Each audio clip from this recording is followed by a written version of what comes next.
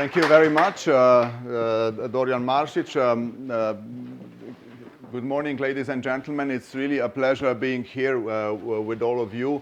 Let me first of all thank to Incubator Sežana and to Big Incubatori Friuli Venezia Giulia for having accepted the initiative and for having made this really unique partnership, which stretches across the country borders, of course, and involves, as we have seen in the introductory speeches, both countries. It's really a privilege partnering with the first incubator in Italy and the first incubator in Slovenia. And along the way, you know, we have also got in the fourth partner, which is Bioeconomy Ventures, promoted by TECOS. So it's really a strong alliance, which today will demonstrate not only some examples of best practices in the field of circularity, but also will feature 6 wonderful, innovative entrepreneurs in the biotech sector. And but before we get there, let me say one thing, a very important thing. To introduce this gentleman who's standing next to me, Bart Stegemann. He's the orchestrator of European Institute of Technology Climate Kick. It is a European-wide alliance that promotes 2 main objectives. One is to get to a more resilient, more regenerative economy to approach what we call the net zero state, right? So to decarbonize our economy. And the other objective is, while doing it, to become more climate resilient, so to adapt to the changes that are inevitable. And this is a European-wide initiative. And Bart is responsible for Slovenia.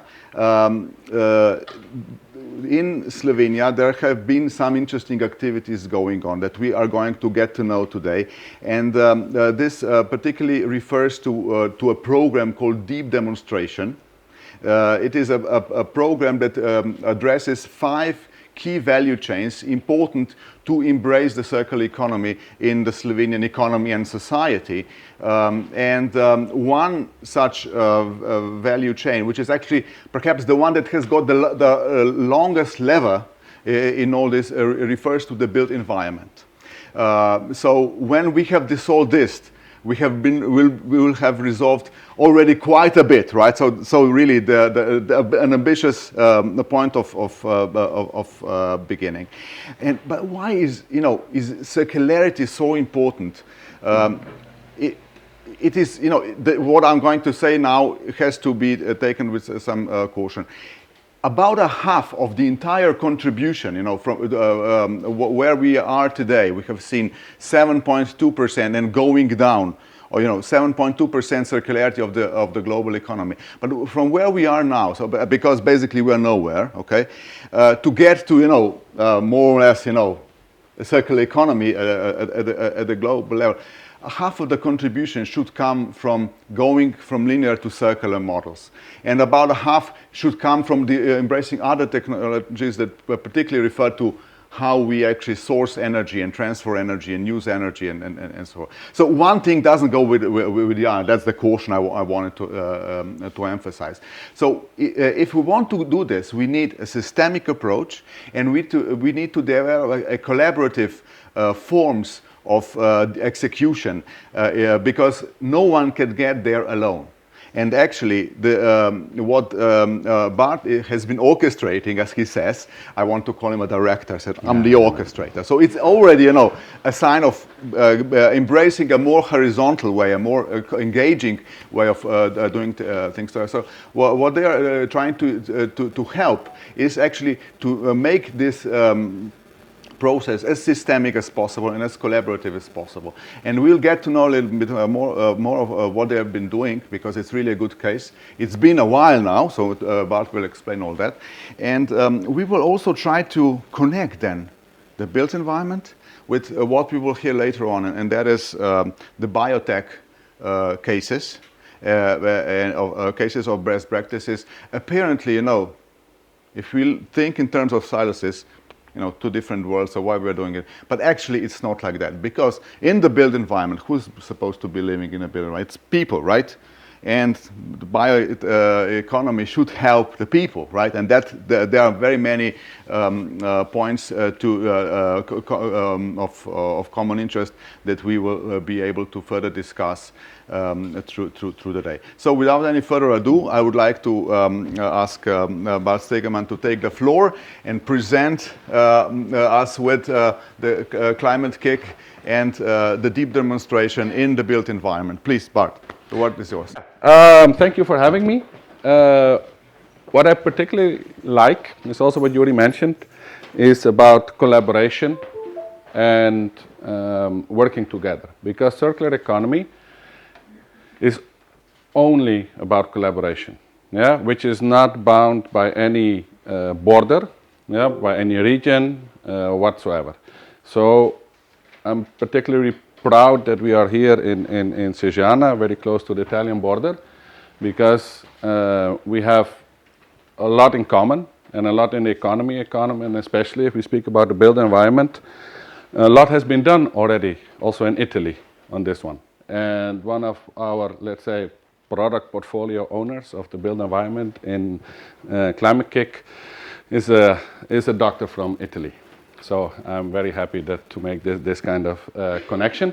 So what's the deep demonstration in Slovenia? It's basically together with the Ministry of Public Administration and the Ministry of Environment and Spatial Planning and Energy, Climate and Energy, supporting this program, where we basically agreed in a partnership to really start transitioning to a circular economy, which is, of course, particular when we heard we are worldwide on 7.2%, which is lower, as we sometimes had in the past. And also the revision report from the European Commission has said that we put a lot of effort and a lot of money in the circular economy, and that nothing has happened in the last few years. And this is, of course, frightening, but gives a very big opportunity now to step in and to start approaching this challenge and this transition in a systemic way. So we need to get out from an incremental project, single project, siloed and fragmented activities. We need to get out of it, and we need to go in transformational mode. So we need to, whenever we have activities in a circular economy, we need to look at first from a holistic point of view. So if we speak about the built environment, it's not just build a house or to live in a house. It is connected to where do we live, where do we need to go, yeah, from A to B, so mobility comes in. We need to know where do we get our food from, yeah? Do we have arable land, or do we put offices on that land? So the land use, which we also saw that Poland was very strong in, the land use and how to design our future, yeah, is so much interlinked with the circular economy and makes it basically a picture as a whole. So our methodology is basically focused on a 4-step, easy to understand model, but that's just a trick. It's like playing dama, yeah, also Italian version, yeah. The rules are very simple. The rules are very, very simple, but the execution can be quite difficult. So we start with an intent. So really, what do we want to achieve? It's not a vision or a mission, but really, what do we want and where do we put all our effort in? We need to find the areas of scope. Yeah? We need to understand, okay, where are we going to work on? And then start to combine all those activities in what we call a portfolio of activities and actions that are interlinked between each other, where as a singular action you might think, okay, I could come up with that. Our model is basically focused on executing those actions from a holistic point of view. So demand-led, multiple interventions at a time, completely having this learning loop, learning by doing, because we don't have time anymore. We cannot study for the next 5 years in how we're going to transition. We need to start today, learn from our mistakes, and do it better tomorrow. And one specific, this collaboration part, which we spoke about before, we cannot do this alone. We cannot have just the policymakers, we cannot just have the academia, we cannot just have a startup world or the business and entrepreneurship world. We cannot do this with the citizens alone. So we really need to do this with every basically active entity in the whole landscape. I will switch a little bit and continue. So this is in a nutshell how we look at our portfolio approach. So we have 5 value chains in Slovenia, which are basically the main emission value chains, mainly also in Europe and over the world. And the built environment is one of them. We are currently in the middle of the food value chain, which is also particularly interesting for biotech and other products in that area. And the next few value chains are mobility, wood and forest-based, and manufacturing, where of course also a lot of entrepreneurship activities are being discovered. And then what does it mean, holistic, comprehensive, all those nice buzzwords, what does it mean to that kind of approach? So in our model, we have identified the so-called levers of change. So what are the levers, what are the movements that make a particular value chain or a particular area moving? So we have policy, including public procurement, so what is the public administration doing? We have entrepreneurship, and not only startup, but also scale-ups and bigger businesses. Education, financial models, capability development in systemic thinking. Here, a third axis is missing, and I will come to that one later. Those are the 5 value chains. And moving on to the built environment. Why the built environment? First of all, it's a very, very conservative area of work. Why? Because normally buildings, at least in a linear model, they stand maybe for ages. So how can you design today something that you do not know what the purpose might be in 100 years? And there's exactly the catch. So the paradigm of the, let's say, built environment is that we need to build something today, linear, and that it should last. And then after 100 years or 50 years or 20 years, 30 years, we find out, oh yeah, maybe we made a small mistake here and there, and we create a lot of waste material that we are not prepared yet to reuse or to redesign or whatsoever. So we have a very, very, very, very big challenge, especially in the built environment. 40% of annual CO2 equivalent emissions. So like Yuri said, if we tackle this one, we are really on the right way. So, but it's not only the usage of material, it's especially the operations. As we all know, that buildings normally 12 to 16 hours per day, they're empty. My apartment is currently empty, just standing there, doing nothing. I'm here in Sejana, and after 4 or 5, maybe also this building will slowly get more and more empty. So here we have a very big, let's say, treasure of resources. And of course, we continuously to reinvent and demolish and redo and be much more efficient and even more efficient. But to be more efficient, we need to change stuff. So we need to change the windows, we need to change the outer looks, we need to put on solar panels, etc., etc. So we're continuously trying to upgrade what we're doing, but we're focusing too much on efficiency instead of having an impact on effectiveness. And there's quite a big difference in efficiency and effectiveness. So what we see is that there is a lot of embodied let's say, in from A1 to A5 emissions.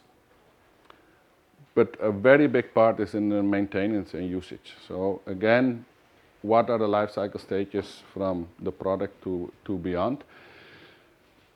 And we need to really start looking at the whole value chain as such and come with solutions.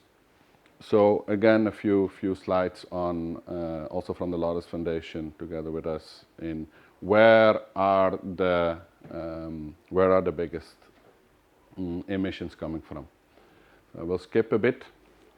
So a next step into basically decarbonization is getting to the bio-based natural sources. Why? Wood is lighter, wood encapsulates carbon. You can reshape, reuse wood. It's very good against fires, etc., etc. So we have a lot of potential here. Of course, wood just does not come from the shop, from Bauhaus or whatsoever. Yeah, it somehow grows. Yeah, in a forest.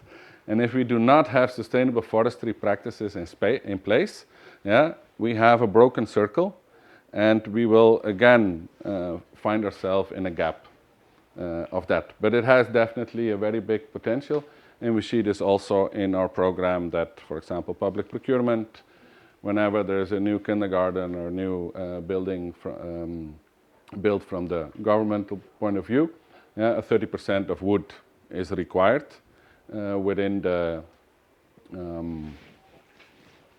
building.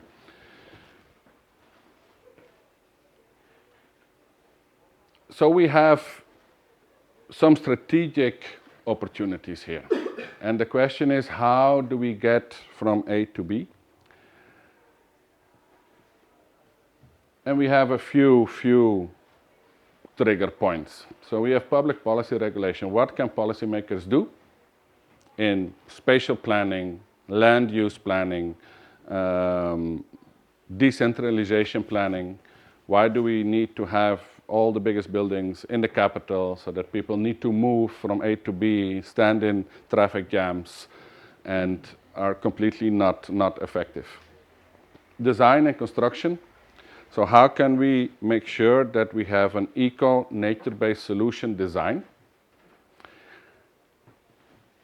Only after that we come to which basically how do we build. So first is spatial planning, then the design, and then we come to the construction and maybe end of life. So let us not focus on the waste, but let us go to the first steps. So I will go a little bit further to show this slide. So how can we influence the carbon emissions in the built environment? And on the left side, we have the biggest possible impact, and on the right side, we have the lowest impact.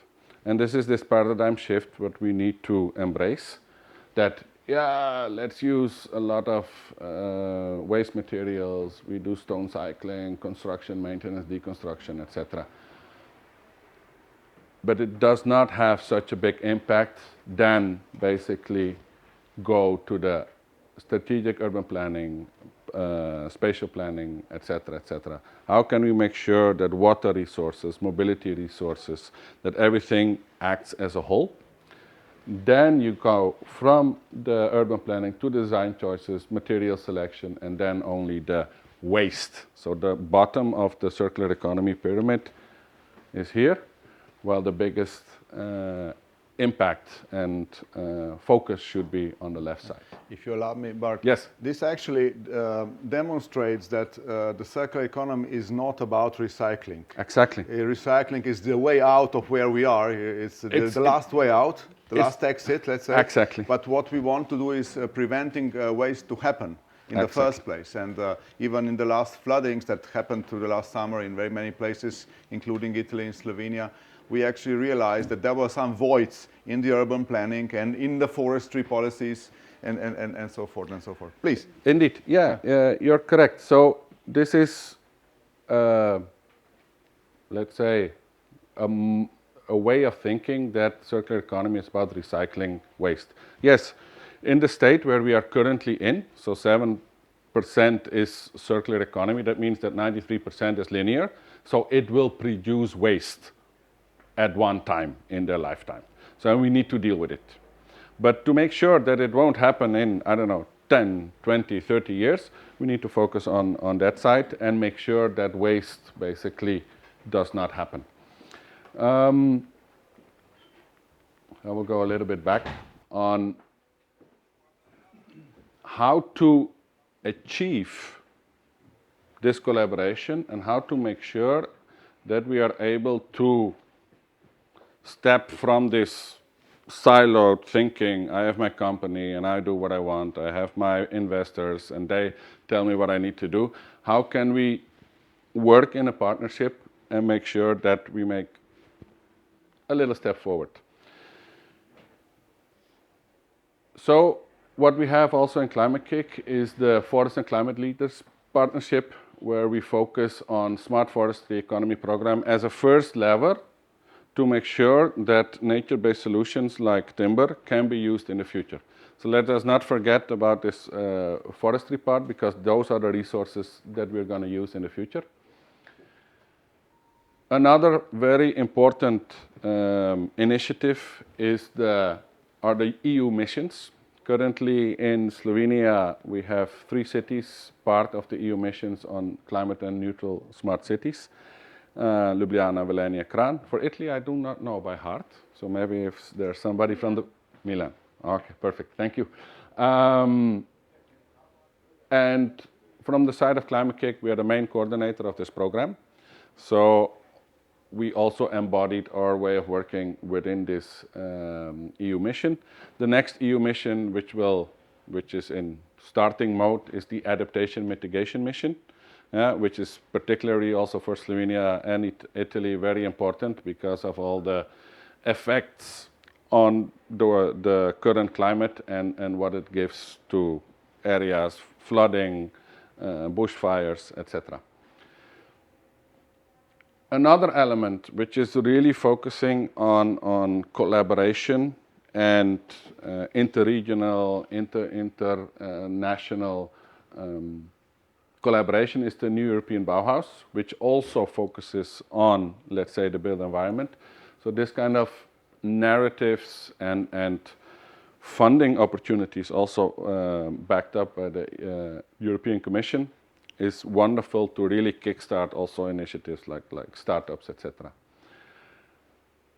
A few others. So let me go a little bit further before we come to. I have a lot of backup slides, so I tried to be prepared to all kinds of questions from Yuri. So in Slovenia, knowing all of this, what did we focus on? So this is basically how a Slovenian portfolio looks like. So we have the levers of change, and we focus because you need to make it practical. You cannot say, oh, we're going to do the built environment without any boundaries. So what we decided together with the responsible ministries and the, let's say, partners that we work with, we focus on reuse and adapt infrastructure. So how can we make sure that the existing infrastructure building are more efficient utilized? Materials waste and reuse. Of course, we cannot neglect that we need to do something here, because Slovenia, particularly in the European context, is on a very low level in the area of reuse of waste material, and eco-design and nature-based solutions. Out of this, we have composed our portfolio of projects and analyzed, together with all the experts and the stakeholders within this area, what are the actions to be taken on forward. One very important part here is our so-called iceberg model, where we focus on underlying structures, why we do things in Slovenia and Italy and Europe the way we do. So if we speak about climate change and circular economy, a lot of people are aware. We are all aware that something is not okay. Why isn't it happening? Why don't we move? We are all aware. Everybody knows. At least this is what all the study shows. Everybody is aware. Yeah. Yes, we should have renewable energies, but not in my backyard. Yeah. Please don't have a windmill next to my farm. Yeah. We do want to have an electric car, but you know, it's so easy. Yeah. And I don't have a charging, and I'm a little bit afraid, and it costs too much. So we are quite aware that we need to move somewhere, but nothing is really happening.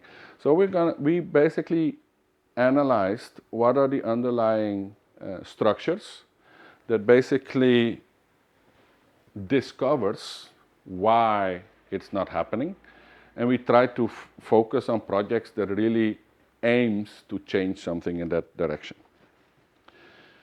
This is the so-called iceberg model that we have applied to our model. So this is what everybody sees, and this is why it's happening. And if we're able to tap in also to this psychological part of why we're not moving forward, then we really are able to make a change. So on a practical note, how did we compose the actions to be taken on forward all together? Because the worst thing that might happen is that we just take one item and we say, okay, let's just raise the taxes on real estate, let's raise the taxes on concrete, yeah, and lower them on wood, and everything will be solved. No, that's not going to happen. So what we basically together with the stakeholders came up with, what are the activities that we need to start, and every one of them also have sub-actions. What do we need to activate all together to make sure that in a certain moment in time, things are really going to change. So, yes, the taxes could be one of a lever of change. Digitalization, construction logbook, BIM, websites of marketplaces between companies to exchange materials, one-stop shops, etc. But for example, I give you one example on this one. Yeah, so there is already European legislation that we want to have the BIM regulation, the digital model of every construction made mandatory. But what does that mean? That basically means that the current SME environment in Slovenia does not have this software. They don't have the capacity or capability to do so. Yeah, and we would monopolize the bigger ones, yeah, that then would get all the money. Yeah, and we would basically break down the whole 99% of SME market. So what do we need to do if we want to have this in education of the SME market? That's not enough. So when the building is done in BIM with digitalization, construction logbook, yeah, so we can open the windows by a sensor. Yeah, we can have ventilation and everything optimized. And then there is the maintenance guy at this kindergarten, who is not really familiar with the context, and he thinks, yeah, you know what? I put it off, open the windows manually, yeah. So a lot of heat is going out, yeah. The kids will suffer a bit, and then we close it. So we really need to understand what kind of implications does a BIM regulation do. Basically all along the chain, and where are the opportunities in education, in capacity building, maybe in different business models. So you are actually working on the soft parts a lot, and you are very concerned with uniting those who may be sitting in separate silos, institutions on one hand, clusters and industry organizations on the other ones, regulators, because if we leave the whole job to one like monopoly, then of course we have failed again. And certainly regulation itself will not resolve the problem, because we can maybe steer the way by regulation where we want to go, but if we don't have the supply, if we don't have the supply of solutions that are actually ready-made, and if there's no market, they won't be ready-made at the initial stage, then of course we need to support that. Otherwise, we will wait simply for too long, right? But Exactly. here I would like to, before we go into the, let's say, some bridges towards the biotech, how can we anticipate some of the systemic guidance? We know that we have had the second Circular Economy Action Plan in March 2020, and not all the delegated acts and subsequent actions have already been implemented from this very ambitious action plan. One such thing is, for example, the digital product passport, which concerns particularly the technical cycle of the circular economy, and the built environment is in the middle of all that. Can you anticipate something, and where all this fits into the scheme? Yes, very good question.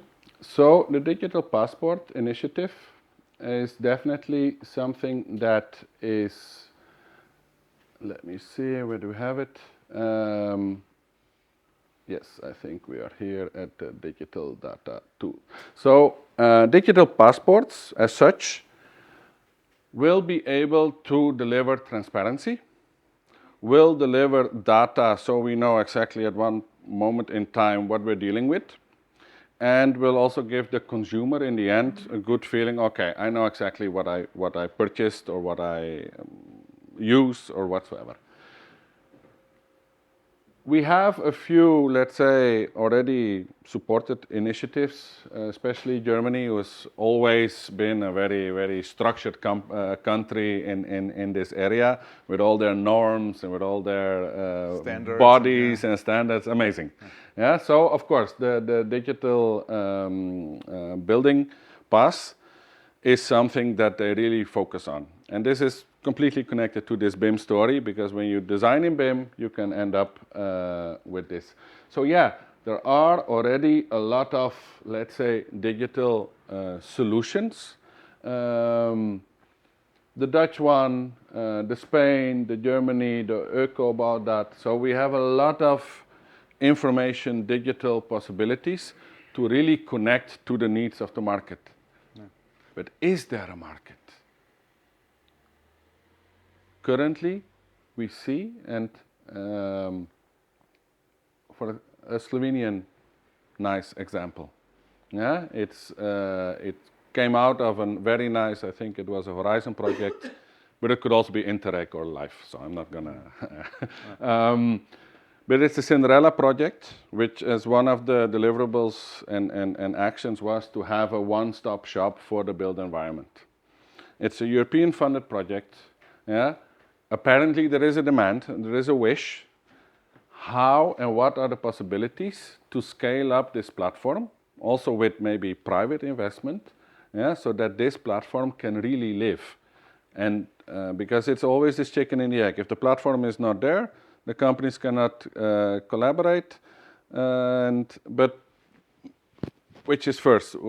Who wants to make the first step? So this is already ready. It's already funded by European money. It only needs a little bit of kick in the ass to really get to that point. So it's hard to create a market at once, but we are having in this classroom, we're having with us several innovative entrepreneurs from the biotech sector. How can we invite them into the built environment? Where can they find opportunities there? We need to move from needs to opportunities, right? Yes. He said, we need. Indeed. But actually, I'm very much convinced that we can embrace these opportunities, because the environment is changing for good. It will never be as it was. Please, how can we invite them in? Yeah. So basically, what we already did as a, let's say, small demo project within the built environment, and I see two happy faces who were also there at the workshop. Within our program, we have a so-called climate impact forecast approach. So that's basically a very fast, straightforward, but not simple, but a very straightforward process where we encourage entrepreneurs who have a solution, a service, a product, etc., to analyze their solution and analyze their climate impact forecast. Because it's, again, a very big paradigm shift in being more efficient. So yeah, my solution uses less water, yeah, but it uses twice as much energy. Yeah, my solution enables a company to do a different stuff, yeah, but the company only uses 5% of your solution.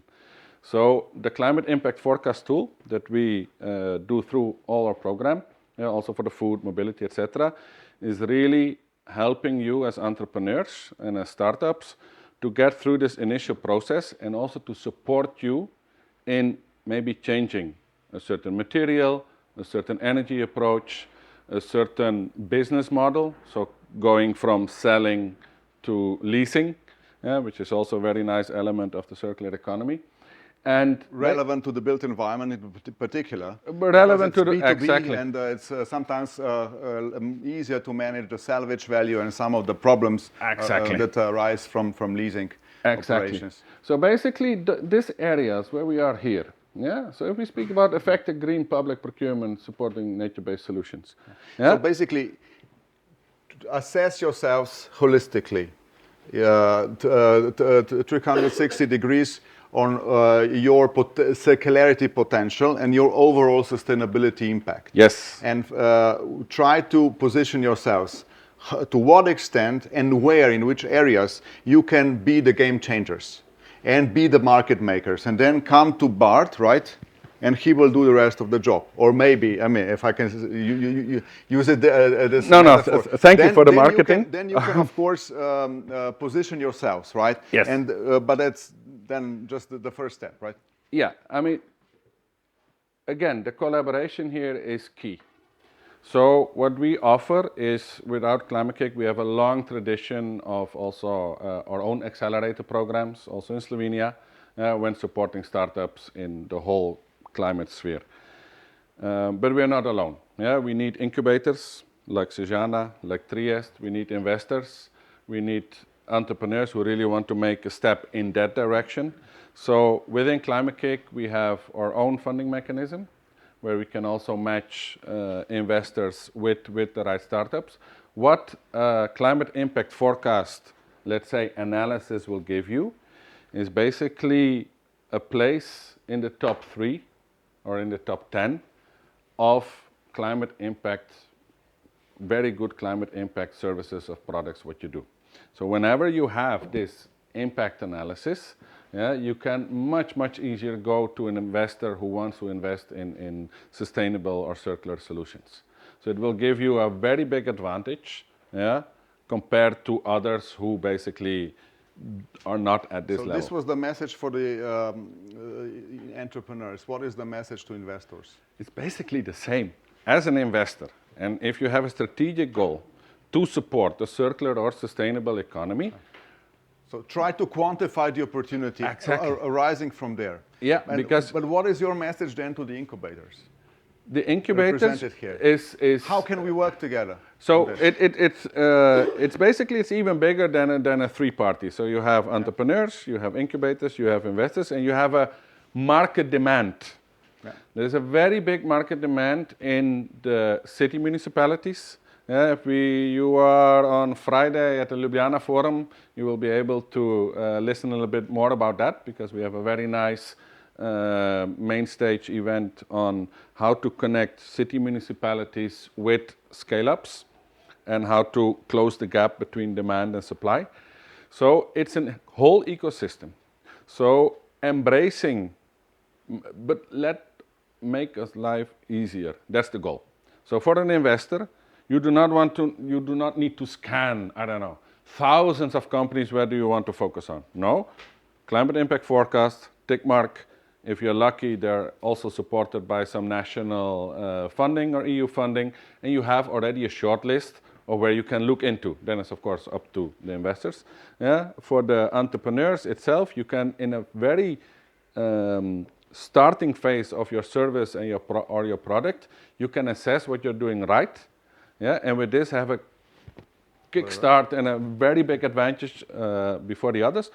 To the incubators, it's basically how I see it. It's to embrace this model, yeah, and to support the entrepreneurs analyzing it through our or similar, yeah. And scaling their potential. And scaling their potential, because when you are able to erase all the, let's say, negative parts of your service, of your product, yeah, then you have a much more viable you will be creating winners. business model. Thank you for these inroads. Can we accept some questions from yes, the audience? Please. Yeah. Please, who would like to ask a question? Meanwhile, what is the next value chain? Food. Food. Basically, we're in the food now. Okay. We had already the climate impact but forecast. You can please raise. It's very easy to ask a question. You raise your hand, you say who you are, and then you ask a question. So, I can help you please. Please. My name is Nestor. So I'm actually personally quite a fan of green transition, of circular economy. And when I listen to these presentations, I always wonder why you do not emphasize more that the green transition can be super profitable and that people can make money doing it. Because I feel that we always give a lot of emphasis to the environmental, to ethic view of it. Why, to be a little bit provocative, why is not your first slide how to make money on green transition and circular economy? A very good question. And yes, I personally also believe that transitioning to a circular economy will also have a certain economic growth model behind. But why not to start with it? Because pure also from a social perspective and a non-collaborative perspective, focusing on making money basically created where we are currently. So I completely support, but if our main focus is to make money, which is of course in the entrepreneurship, I'm in an incubator area, so speaking to the devil, or I'm the devil, devil's advocate. Let us not focus on that part. Although, I totally agree, it is a mechanism, to move forward, and it has these benefits of the circular economy. But if I put this on the number one, I think we miss an opportunity to collaborate, to do systemic change, to go in education, capacity building, and to focus on the whole value chain.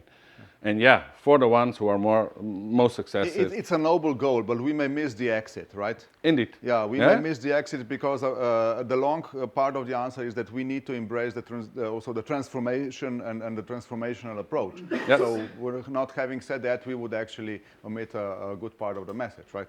Indeed. But I mean, thank you for the question. It's very relevant. It's very relevant, but we see now also in the ESG, let's say, practices that will probably overcome us. We are probably not even prepared for that. The social aspect and the environmental impact of your business should and must be taken in account. And maybe maybe it's time to invest on that part to be more sustainable. Another question? So you're now working with the food chain? Yes. And that could be another area where to involve biotech companies. And we will be hearing 6 interesting cases today. There are also interesting seasoned entrepreneurs among us and potential investors into these startups.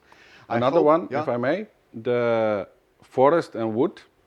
Nature-based solutions will definitely be also a very big opportunity for the biotech part.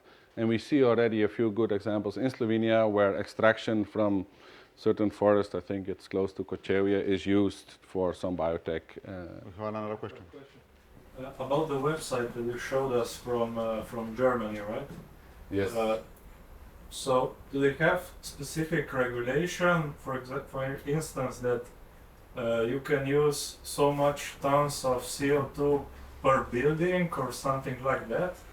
Or like life cycle assessment analysis or something like that? Because for me, our family owns a company that sells construction materials in the area here, And I know that the end consumer is very price sensitive about those things.